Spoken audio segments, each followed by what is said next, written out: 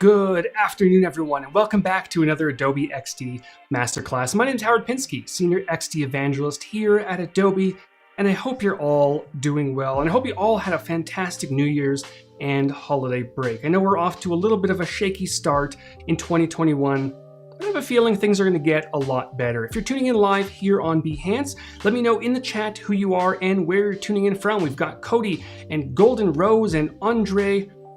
And who else do we have? Brett and Anahit, Laura, Afroja, Cornell. Great to see all of you. Some familiar faces, some new faces as well. Monica, welcome. Great to see all of you. Hope you're all ready for another Adobe XD Masterclass. We have a lot this year. Potentially 52 new Masterclasses, one every single week. It's going to be fun. I've got Andres from Germany, Anna from Chicago, Brett from Hamilton, Ontario, Canada. I grew up not too far from there. Great. Oh, Marcia from Toronto, Anita from Toronto. We've got like all of Canada on Behance right now. It's great to see all of you. All right, so we're back with more masterclasses. I'm excited to get going. So let me hop over to my screen and we're going to dive into things. So before we start with Adobe XD designing, if you're new to XD, if you've never used it before, these masterclasses are a little bit more advanced, but I definitely go over some basics and I try my best to explain some of the early on stuff in Adobe XD, just in case we have some newcomers, which often happens, which more than welcome, right? But also if you're new, another Monica from Toronto. Again, all of Canada is in the chat right now. If you are new to Adobe XD, I would encourage you to head on over to letsxd.com. I've got a ton of videos there. We also have, Danny Beaumont has a great Getting Started series in Adobe XD on Let's XD as well. Videos on 3D transforms, scroll groups, stacks, the whole 9 yards. So hop over to letsxd.com. Learn something new. We're also running daily creative challenges. Andrea is running them right now. And then I believe starting in 2 weeks or a week and a half or something like that, I'm gonna be back in the host seat, I think. I have to confirm. It's at some point in the near future. Maybe it's in February. I don't know dates anymore, but I'm gonna be back with another daily creative challenge at some point in the near future. So what do we have going on today for the first masterclass of 2021? We're gonna get a little bit creative today. We're not gonna dive into UX. We're not gonna dive into creating a mobile app. We're actually gonna be designing something that I've been teasing a little bit on Instagram and on Twitter. Take a look at this post. We are gonna be designing, some people have been asking about that clock on my desk, and we're gonna be designing this today. Just something you can put in your background, as your wallpaper or your screensaver. It doesn't dynamically tell the time, but if you're not concerned about it changing all the time, no pun intended, then you can design something kind of fun in Adobe XD that looks great on your desktop. So we're gonna be doing that. And if anyone has any questions in the chat, throw them in there. I am taking a look. Great to see everyone else joining in. Aditya from India. We've got Monir, Elizabeth, Tia. Marcia says, Toronto is all here. I think so. I think basically all of Toronto is here. All right, you can also follow me on Instagram and Twitter and all that fun stuff. But let's go ahead and hop over to Adobe XD. Here we go, and we are going to start nice and fresh. So we've got the welcome screen right here, and I do want to start, in this case, with a 1920 by 1080 pixel Artboard, and it'll also allow me to export at a 2x version as well. Now, of course, if you were very specific and you wanted, let's say, a 4K or 5K resolution, you can definitely enter some custom sizes over here to the right. But I think for this example, I'm going to stick with 1920 by 1080. It's a nice 16 by 9 ratio, and I think it's going to work really well for this design. So here we go. Zoom on in here, and just to start, very simple, I am going to name my artboard, which I almost never do. We've got Atlantic Canada. Great to see again, all of Canada. I'm gonna name this clock. Great, right? Open up my layers. There we go. And we are ready to begin. So the first thing I might want to do to kind of set the stage of this particular design is I may want a background. It's going to be a darker feel. So starting out with a darker background, whether you are just adding a color or an image as well, it's going to help tremendously. So I'm going to go to my background here, just clicking on the artboard. You can also double click on an empty space on your artboard to select it. And I'm going to change the fill to, let's start with a nice dark color, just like this, right? Now, another thing you can do is you can add in an image to your artboard. So I'm going to grab my rectangle tool, shortcut key R, and drag one out across my artboard just like that. Now, once I have this shape in place, and it can be a rectangle, it could be an ellipse, a polygon, or a custom path as well, you can use this to place in any image. So I'm going to hop over to Finder, or if you're on Windows, you would hop over to Explorer, and I've got some background images that I can use here. I kind of like this one. It's like this hexagon, I don't know what you call it, but it's honeycomb possibly. It's this fun feel to it. I'm going to drag this directly in, and you're going to notice it's highlighting in blue, right?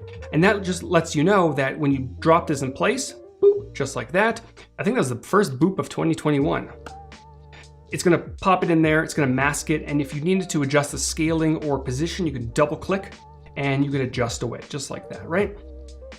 All right, so now thinking forward a little bit, you know, I want this, especially if you take a look at the example that I showed. It's hard to see in this picture, but I want more of like a brownish kind of gold feel to this. Again, it's kind of difficult in this example, but you'll see it as we go. So what I might want to do is I might want to change the background color just to add a little bit of brown in there. And you're going to see why I'm going to do that in just a second. So let me hide this for a second. And I'm just pressing the little eye in the layers panel over there. And for this background color, I'm going to set it somewhere right about here. If you take a look here, if I zoom in, I'm just increasing it from the red just a little bit, so it's kind of in the reddish orange range. Then I might want to just sample something right around here, right? Again, it just brings in a little bit of brown, a little bit of orange, gold, and it kind of gives it this classy feel to it. But of course, once we actually go ahead, where did my background go? I lost my background. That's fun. There it is. Once we go ahead and turn the background back on, it still looks the same, right? So in that case, what we can do, we can utilize blend modes. So over here to the right within the Properties Inspector, we have a ton of different blend modes, and they all do various things. They're all mathematically driven. I'm terrible at math, so I'm not going to explain it. I think my friend Jesus Ramirez, who runs the Photoshop training channel, he does a lot of the Photoshop Daily Creative Challenges, and he hosts on Adobe Live as well. I believe he has a fantastic video breaking down all the blend modes in Photoshop, and many of them are the same in Adobe XD, so you can go look that up. But if I go to overlay, it's going to bring in some of that color from the background, right? Now you're probably wondering, well, where did it go? We can't really see much of it. And that's by design. You know, I want it very subtle. You can also, you know, soft light, hard light. You can experiment with a few different types of blend modes. And then you can experiment again with the background color. So as I'm increasing this, you're noticing some of that brown is coming on through, which is wonderful. It's giving it a very different look. So again, right? We've got our background, change it to normal. It's very monotone, it's black and white. We change it to overlay, right? Or soft light.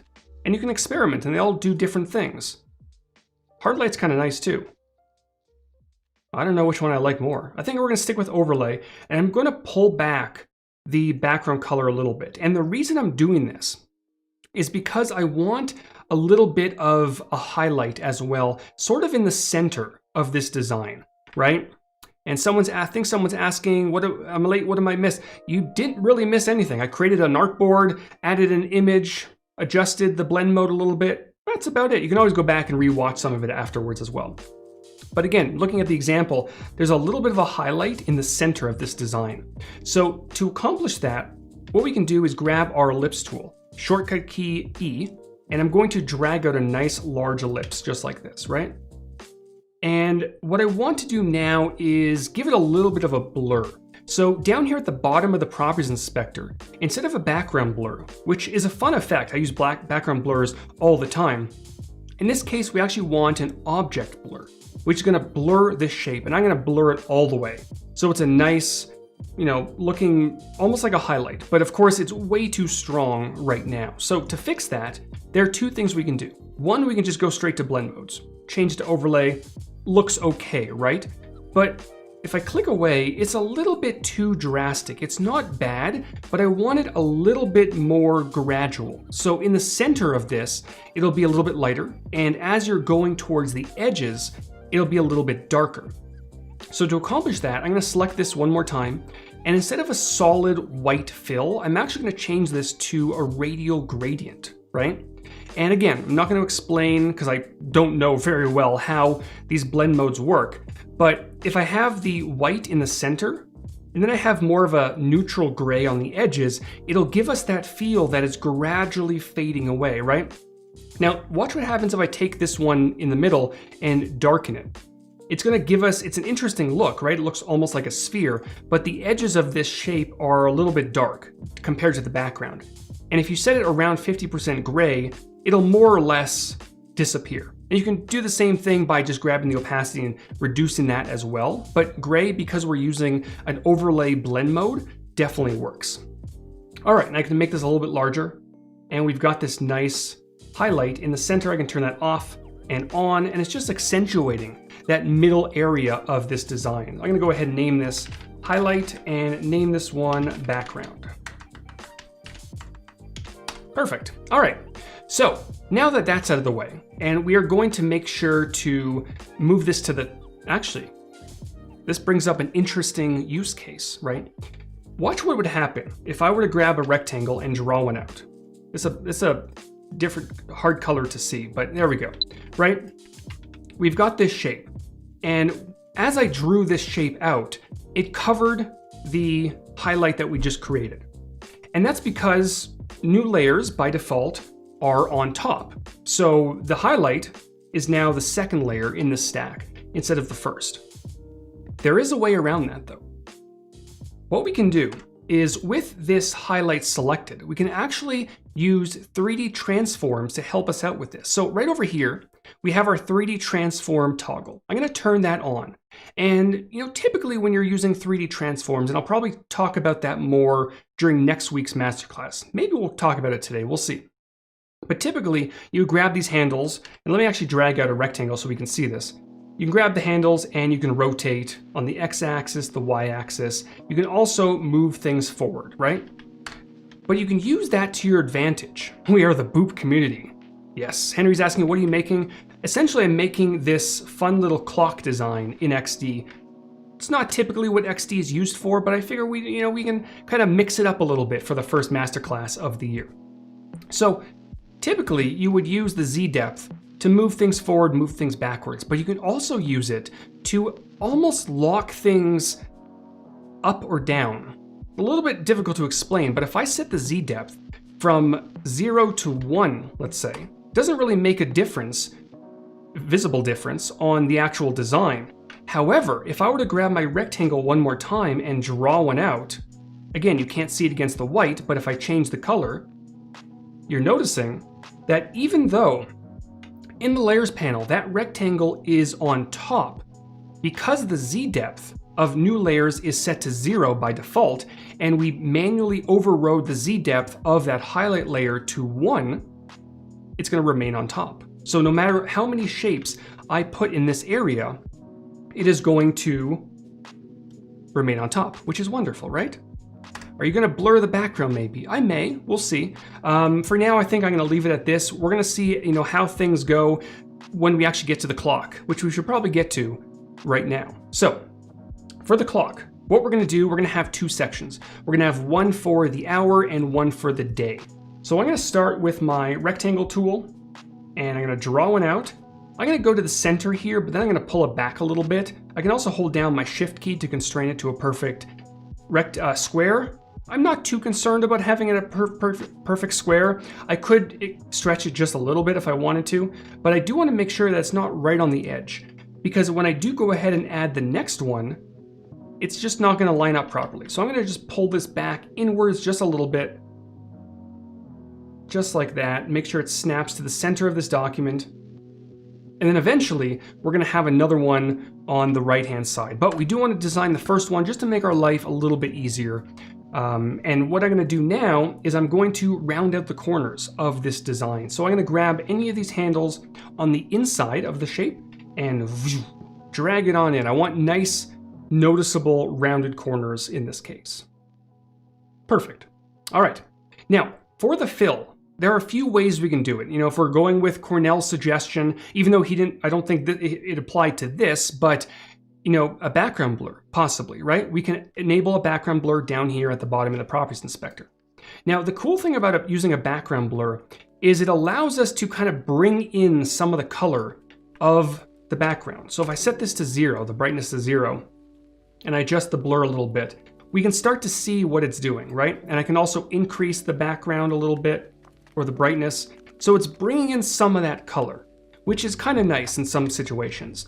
But I think in this case, we're gonna go with a simple linear gradient, or radial gradient, for example, right? We wanna continue that theme of the brown and the gold, and also adding a little bit of a highlight in the center, in addition to the one that we manually created. So for the outer color, we're gonna go back to that brownish gold. And then for the middle color, we're gonna go to that same area, but we're gonna bump it up a little bit. And sometimes what I like to do is grab my eyedropper tool, sample the color on the outside, either within the color picker or just directly on the canvas, and then just take that color and just bump it up a little bit, right? And now we have this nice chocolate color. I think it's a little bit too vibrant compared to the background. So what I might do in this case is just, you know, bring these over just a little bit, just suck out some of that saturation and maybe bring this down just a touch, right? And I can sit here for hours and just kind of tweak this a little bit. And I can also grab these handles and move it on out so that we have more of a highlight in the center and a little bit less on the outer edges, or you can do it opposite. But keep in mind that the closer that gradient is to the center, if you take a look, it's gonna look a little bit too exaggerated. So you probably want to avoid that. You want to keep it nice and gradual. So I would, you know, pull it out just a little bit there, and then maybe darken the outer color a touch. There's a flashing light over, what the heck was that? One of my lights was just flashing like crazy. Okay. Yep, that looks pretty good. And maybe I'll bring a little bit of color back into this, just like that, right? It's looking okay. We can definitely go back and tweak it, and that's the magic of using assets in Adobe XD. So I've kind of nailed down this gradient here, but I can imagine a world where I definitely want to tweak it a little bit. So if I hop into my assets panel, or sorry, my libraries panel, it changed not too long ago, and I'm in my document assets right now, I'm just gonna simply press the plus button beside colors, and that's going to add this gradient to my assets. So if I have multiple of these, and you're gonna see that in action later, I can just change this gradient once, and it's gonna change it everywhere. So that's looking pretty good, right? Pretty happy with it. But on this design, there were almost 2 sections of this particular clock, or the hour, right? You take a look here. There's this split in the middle, and we want to replicate what that looks like. So in that case, what I'm going to do is I'm going to grab a rectangle, and I'm simply going to draw out a rectangle across this shape. So let me zoom in here so you can see what we're working with. And it's completely okay if it extends beyond the bounds of this particular rectangle. Of course, I can bring it in a little bit, but I definitely want to make sure that it's to the edges, if not more than this rectangle, right? Maybe I'll bring it in just a touch. I'm holding down my Alt or Option key to scale it from the center, just like that. And what I want to do, I want to use this shape to cut a hole in that rectangle that we just created. So I have this shape selected right now. I'm also going to select this rectangle. So I'm going to hold down my Shift key and click on it, either on the canvas or within your assets or layers panel. And then at the top right-hand corner of your Properties Inspector, we have our Boolean options. So we have add, we have subtract, we have, I think this is intersect, and then we have exclude overlap. I'm going to go ahead and press subtract, and there we go. So it took that shape, or any shape that is on top of the layers behind it, and it knocks a hole directly on it, right? Which is great. That looks pretty good. Now, of course, we can get a little bit more creative. If you want to give this design a little bit of depth, here are a few things we can do. Now, the one thing I don't want to do is I don't want to add a border, because that'll apply it around the entire thing. I likely don't want to add a shadow as well at this point. I may add one a little bit later. So what I'm going to do is I'm simply going to grab my rectangle one more time and just draw out a very simple line just like this, and you can kind of see what's going on here, right? I'm gonna make this a little bit smaller and just position it right here.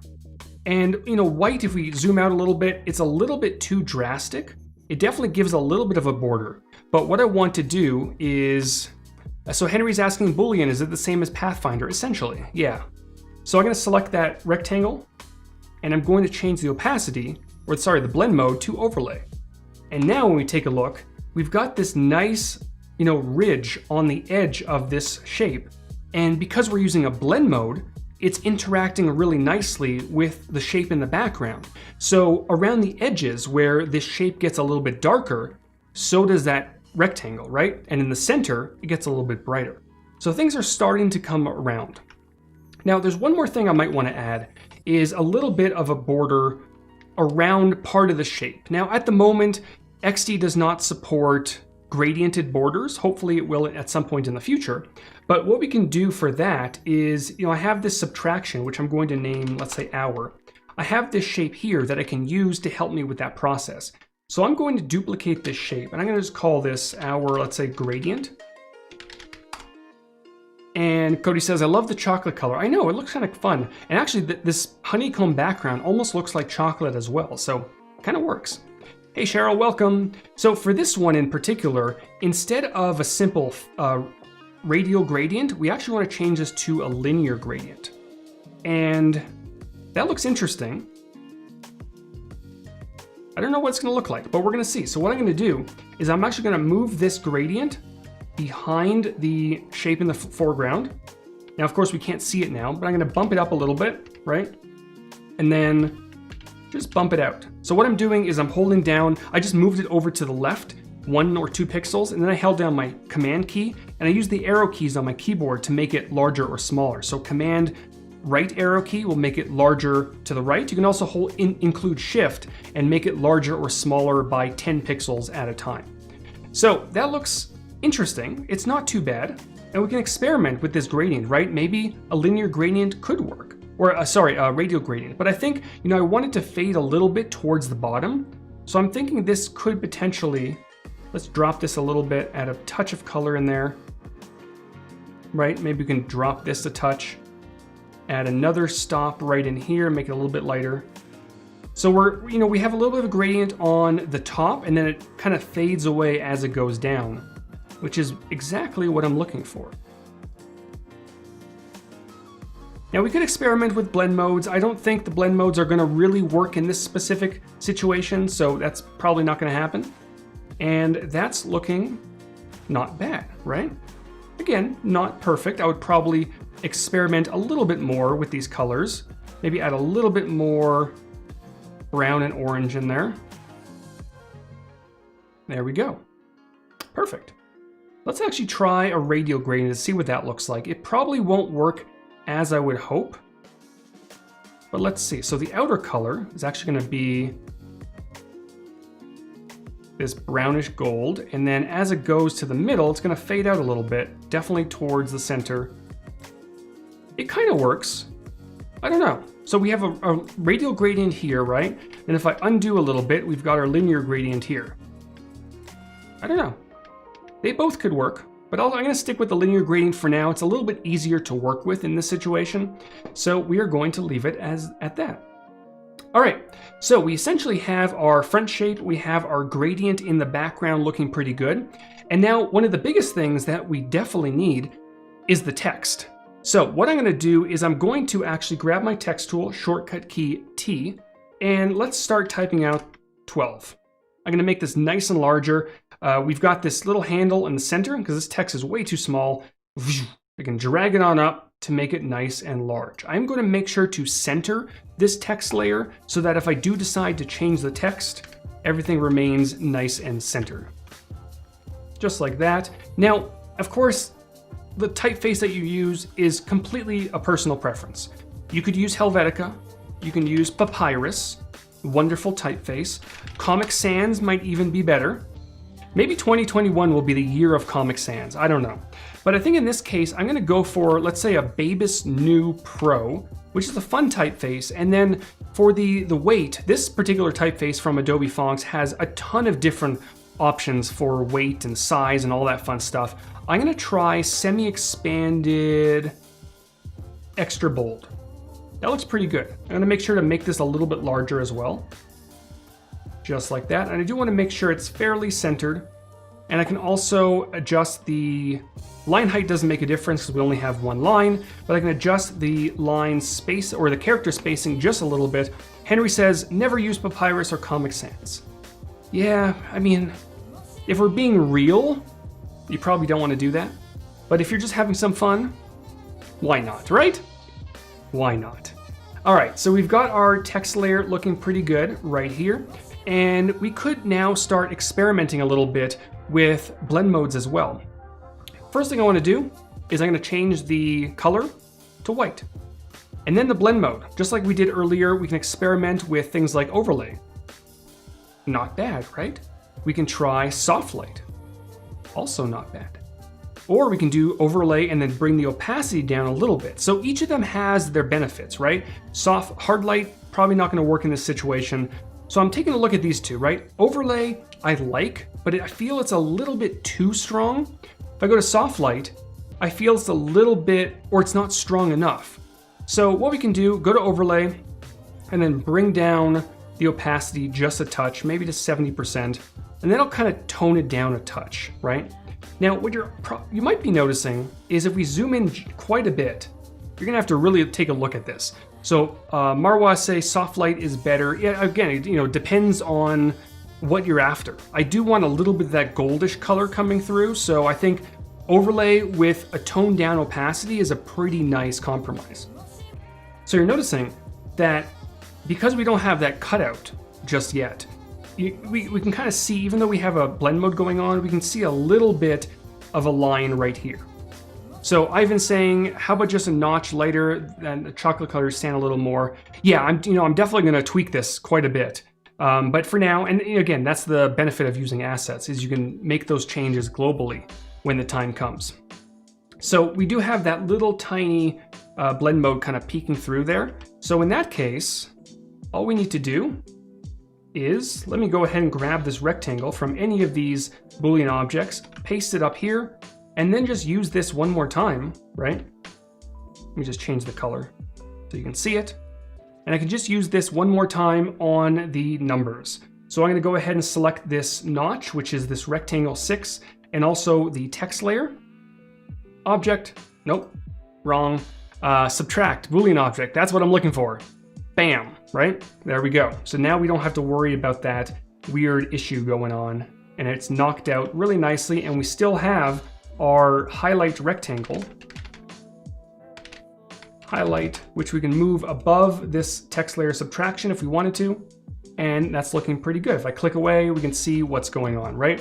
And of course, just like with all the other layers, you can go ahead and experiment with the different blend modes or opacities of these particular layers. This one right here might be a little bit too strong now that we have an additional layer in there. Or if you feel it's too strong, you can just pop it below, and sometimes depending on the situation, but I do have a blend mode on this text layer as well, so that's not gonna work. So I'm gonna just drop the opacity just a little bit so it's not super strong. And if we take a look at the preview, all right, it's getting there, right? Now I think I moved it just a little bit, so I'm gonna just grab it and move it on up. There we go. At some point oh, you know what it was? It's because we added that extra shape in the background. There we go. That's looking pretty good. Umacorn says, I'm late. That is okay. Welcome. And Melissa says the text is vector and live at the same time. It sure is. So if I were to, even though I used the rectangle to knock a hole in that text layer, what I can do, I'm going to go ahead and name this text, is I can dive into this Boolean object, select the text layer, and either double clicking or pressing return, I can just change this to, let's say 6. And when I accept the changes, the Boolean object is applied again, which is wonderful, right? And of course I can move it around if I need to. I wasn't centered, so there we go. Now it's nice and centered. Let's see, soft light. Yeah, I keep going back and forth, whether I like soft light or overlay. Again, we can definitely change these a little bit later on. All right, so it's looking okay. Again, we probably need some tweaking, but for the most part, it's getting there. So what I want to do now is to indicate, because this is the hour time, I want to indicate whether this is AM or PM. And I wanted to find a nice, nice simplistic way of doing so. Of course, you can use a 24-hour clock if you want to, but I think, maybe down here, just very small, there will be, an AM and PM. Oh, Umacorn's saying a counter. What we could do, and maybe we'll do that if we have a little bit of time later, is actually animate this so it can kind of tick up. So it goes 12 to 1 to 2 to 3. That's a good suggestion. So in this case, I'm going to go ahead and click, and let's say this is PM, way too large. So I'm going to go ahead and just shrink this down a touch, right? I think we can probably stick with the same typeface. We can probably make some changes to it. Maybe if you don't want semi-expanded bold, we can do maybe expanded bold to bring it out just a little bit, or we can do expanded extra bold to make it stand out, make it a bit smaller, and we can probably use the same blend mode. We try overlay. That's not bad, right? And if you want to make sure that things are lining up, you can always grab guide from the top or on the left. Oh, look at that. It lined up perfectly. Felipe is saying, if I do this all in Illustrator and migrate to XD, will there be any problems of responsiveness in the elements? So there shouldn't be. Most things that you create in Illustrator and Photoshop will transfer over almost perfectly.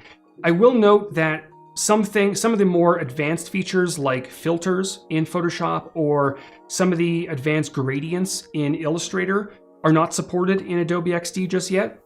Hopefully one day in the future, some of those will kind of come over as well. So some of those gradients will be converted to standard gradients, and I think in some rare cases, they'll just be converted to a bitmap, right? A rasterized image. But for the most part, all of your vector layers, all of your objects that you've created in Illustrator will come on over just about perfectly. So that's looking pretty good. I might make it a little bit smaller. Just a touch. I don't want it too much, but that looks pretty good. Henry is linking Zen Flip Clock. I'm gonna have to check that out later. Zen Flip Clock, interesting. Okay, so here's how things are looking. Again, I'm taking a look at, stepping back, right? And I'm noticing right up here, there's a little bit of weirdness going on. And I believe, if I'm not mistaken, it's because we have this highlight at the top. As I'm moving this around, if I move it out, you're noticing that, the interaction is gone. So I could go ahead and just make some tweaks to this gradient if I wanted to. I can try, maybe make it a little bit lighter, add a little bit more color in there. Maybe expand this a touch, or I can bring it back in. A lot of different ways you can solve this, right? And just tweak this color in the center. Again, I can spend hours just like tweaking these colors here and there, but you know what? It's looking okay. Now I could have also done that from the layers or the assets panel, but I'm gonna go ahead and delete these just so I know which one I'm working with, and there my color is right there. All right, so we basically have our first section complete. We have our hours, right? Now, what we might want to do, just to give it a little bit more depth, and this really depends on your background, right? We may want to add a little bit of a shadow behind it. Now, because we're working with a Boolean object that's cut out and we can kind of see in the center, we may not necessarily want to add a shadow on the entire object. And that's because we're going to see it up here. We may only want to see it down at the bottom. So in those cases, what I typically do is I just grab another rectangle, draw one out. Doesn't have to go right to the edges. Maybe I'll round out these corners a touch, right? And just make sure that this shadow, which I'm going to call shadow, is behind all of the other layers. I can just drag it down just like that. And this will allow me, we're going to have to zoom in because the background's very dark. So the shadow in this case may not even make a difference. But what this will allow us to do is allow us to add a shadow. Let me make it completely black and bump it down. Oops, that's the wrong one. Bump it down. You can kind of see it, right? If I do change the color to maybe add a little bit of color in there, right? There's the shadow there, and it's not really affecting this area. Now, of course, this is a terribly ugly shadow, so I'm gonna blur it quite a bit and maybe just drop the opacity. Maybe add a little bit more color. We're gonna try to see what a colored shadow might look like in this case. It gives it a little bit of a glow, which is interesting, right? It's interesting. I don't know how I feel about it completely. And of course you can go in a very different direction. If you wanted more of a neon feel, you can add maybe like a reddish glow down here, right? Add a little bit more color. It's interesting. You can also object blur, bump that up. Oh, that's right, because the shape was white. So that's not gonna work. Let's blur this a little bit more, right? Again, interesting. Then you can experiment with blend mode. So you can duplicate this particular shadow, and maybe I'll change the blend mode to color dodge. Change the shadow color to, a lighter color here, right? And again, this is kind of moving in a, Melissa says interesting with a little thinking face. I agree. I don't know how I feel about this, but experimenting is fun, right? Sometimes it'll work, sometimes it won't work. In this case, it's probably not going to work, but you can have some fun with it. And using blend modes, they have some fun interactions. It probably doesn't work in this design because we're going for like this more classy, golden, elegant feel. And then all of a sudden you have this weird shadow in the background that's glowing, and there could be music back there. I don't know what's happening, right? So probably not. But I think if we go subtle, right, and we just add a little bit of color, it could work. So in that case, maybe, right? I don't know. We're having fun, we're experimenting, but I think what we would probably do is go down to the brownish red area and then just add a little bit just like that. Maybe add a little bit more red in this area. And then, see, we've got a nice, very subtle glow back there. It could work. Yeah, Cody says, I feel a warm glow, yellowish glow might work. Yeah, and that's kind of where my head was at in this case. So if we go more towards the yellow, maybe bring this up a little bit. Yeah, and then if we do want to go ahead and add a bit of a shadow, maybe on the gradient layer, then we can add a very subtle shadow down here so that it adds a bit of separation between the shape and the glow, right? So if I bump up the opacity a little bit, if we can see it. Oh, it's raw. Yeah, that should work. Oh, because it's the blend. Oh, okay. That's not going to work, right? Because I have the linear gradient at the bottom set to 0. So of course that's not going to work. Duh, Howard. So I can duplicate this shadow, right? And here I can go completely black, but a very subtle one, right? Bring that back in just a little bit, bring the blur in. So we have just a very subtle shadow here, which separates it just a little bit from the glow. I don't know. I'm experimenting, I'm having fun, right? Keep it nice and set. There, it's a little bit better.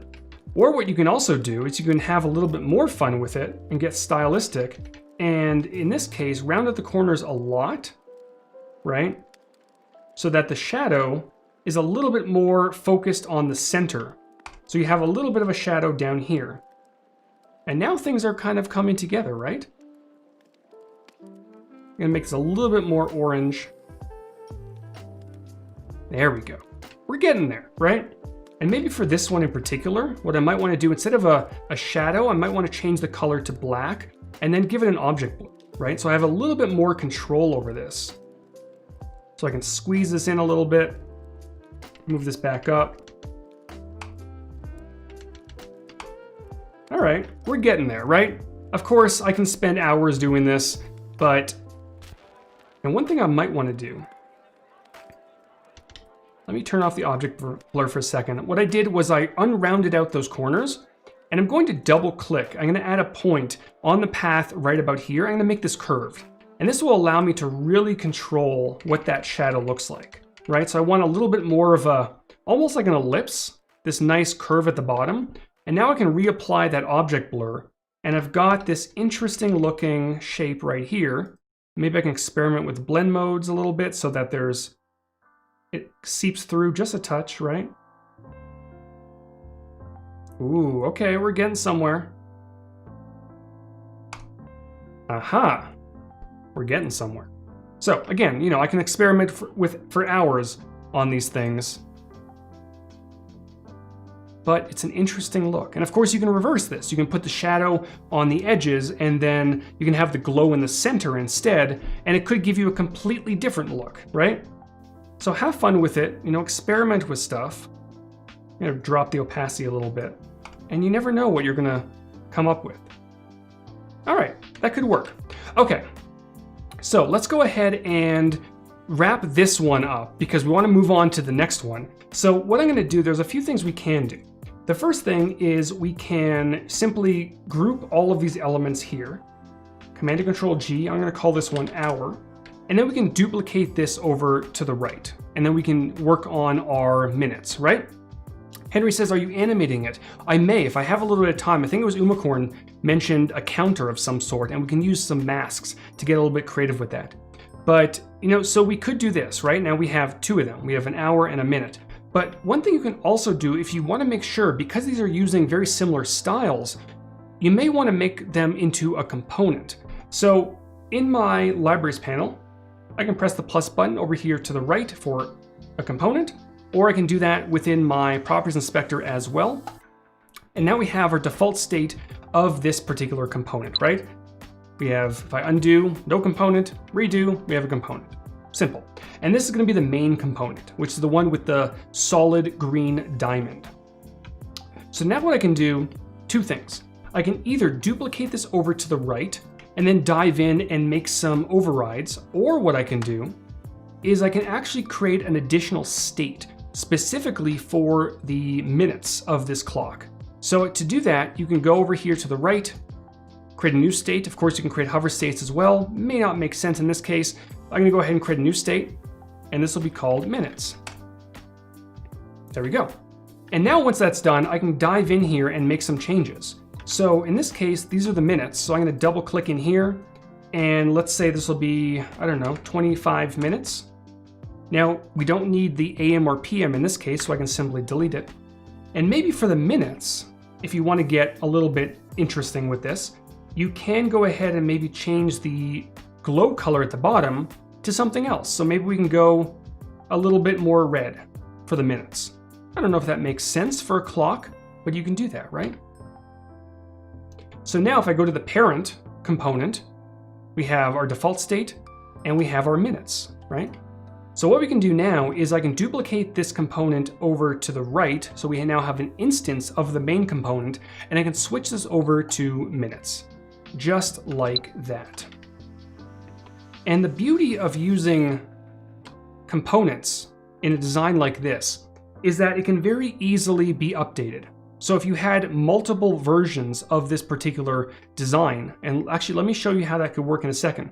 So I might want, because I'm looking at my monitor right now, the monitor I'm designing on is landscape, right? And the monitor I'm looking at now, where all of your chat messages are and my streaming stuff, is portrait. So it's up and down. So I may want two versions of this, right? So I'm going to duplicate this over to the right, Command and Control D, and over within the Properties Inspector, I'm going to switch this from landscape, which is this one, to portrait. And very simply, actually, you know what I could do? Just to kind of show you something interesting. Let me go back just for a second, right? What I'm going to do, just to kind of show you some fun tips and tricks, is I'm going to put this into a group. So Command and Control G to pop this into a group, and I'm going to call this clock. Now, within this group, I'm going to turn on a stack. Right here in the Properties Inspector, I'm going to turn a stack on. There's only one layer. In that case, it's the hour component in this group, so it automatically defaulted to a horizontal stack, left to right. But if there were multiple layers, it would take a look at those layers. And if they were going up and down, it would determine it as vertical. Now, once the stack is enabled, I can dive in here, select the hour, and duplicate. It's going to automatically pop a new one over to the right for me. Super simple. I can change that to minutes. Whoops, not that one. That one's that. And then this one is going to be minutes. There we go. I can also adjust the spacing in between. Let's go for 42 and make sure this is centered. Perfect, right? Now, the other benefit of stacking is if I duplicated this artboard just like I did before, and I change from landscape to portrait, right? It doesn't automatically shift those around, but if I select that group with the stack enabled, and then I manually change that stack from a horizontal stack to a vertical stack, it automatically shifts that over for me, which is wonderful, right? Now I can grab this background layer, just drag it down like that. I'd probably have to move this up a little bit.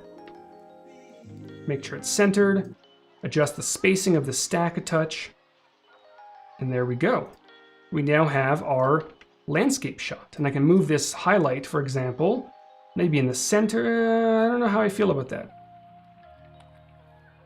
I don't know. It's interacting with that glow in the background. So it's giving this an interesting, not necessarily desired look, right? So maybe in this one, you might want to just hide it. Because you can kind of see that glow is giving it an interesting look too, right? Challenges you face when you kind of start rearranging objects. So I'd probably have to experiment with that a little bit. But the point of this is that because we're working with components and states, right? If we wanted to change the design of all of this, or maybe you just wanted to change the design of the minutes, right? Which has this red glow. If you were not working with components, you'd have to change that red glow on every single object manually. However, if I go ahead and if I dive in here, if I right click and edit main component, it's going to take me to that main component. And it's also going to take me, because I had the minutes state selected, it's going to take me to the minutes state on the main component, which is wonderful, right? So now I can change, let's say that glow back here, which I'm going to change to, let's go for a nice blue color, right? And what you're going to notice is if I hop over here, my spacebar doesn't work sometimes. If I hop over here, it also changed it there as well, which is exactly what I was looking for, right? Now this one changed to minutes by mistake. There we go. So we've got 12, 25 with our new glow, and everything's looking great. Now, of course, you can also edit the default state of your main component if you want truly global changes. So let's say you wanted, for example, maybe instead of rounded corners, right? On all of these, you want sharp corners. Now, if you wanted it to only affect the minutes state, you can dive into the main component, go to minutes, and then change the rounded corners here. And you're going to notice that it only changed the rounded corners of the minutes state because I edited that particular state inside of the main component.